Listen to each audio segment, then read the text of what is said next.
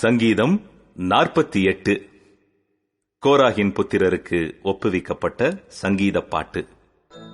கர்த்தர் பெரியவர், அவர் நமது தேவனுடைய நகரத்திலும் தமது பரிசுத்த பர்வதத்திலும் மிகவும் துதிக்கப்படத்தக்கவர்.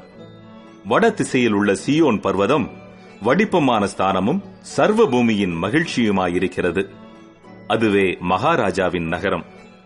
அதன் அரமனைகளில் தேவன் உயர்ந்த அடைக்கலமாக அறியப்பட்டிருக்கிறார். இதோ ராஜாக்கள் கூடிக்கொண்டு ஏகமாய் கடந்து வந்தார்கள். அவர்கள் அதை கண்டபோது பிரமித்து கலங்கி விரைந்தோடினார்கள். அங்கே நடுக்கம் கொண்டு பிரசவ வேதனைப்படுகிற ஸ்திரியைப் போல வேதனைப்பட்டார்கள். கீழ்காற்றினால் தர்ஷீஷின் கப்பல்களை நீர் உடைக்கிறீர். நாம் கேள்விப்பட்டபடியே நமது தேவனுடைய நகரமாகிய சேனைகளுடைய கர்த்தரின் நகரத்திலே கண்டோம். தேவன் அதை என்றென்றைக்கும் ஸ்திரப்படுத்துவார்.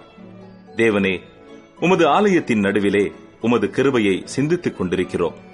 தேவனே, உமது நாமம் விளங்குகிறது போல உமது புகழ்ச்சியும் பூமியின் கடையாந்தரங்கள் பரியந்தமும் விளங்குகிறது. உமது வலது கரம் நீதியால் நிறைந்திருக்கிறது.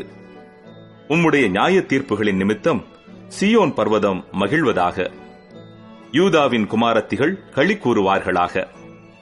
சீயோனைச் சுற்றி உலாவி அதன் கொத்தளங்களை எண்ணுங்கள். பின்வரும் சந்ததிக்கு நீங்கள் விவரிப்பதற்காக அதன் அலங்கத்தை கவனித்து அதன் அரமனைகளை உற்று பாருங்கள். இந்த தேவன் என்றென்றைக்கும் உள்ள சதா காலங்களிலும் நம்முடைய தேவன்.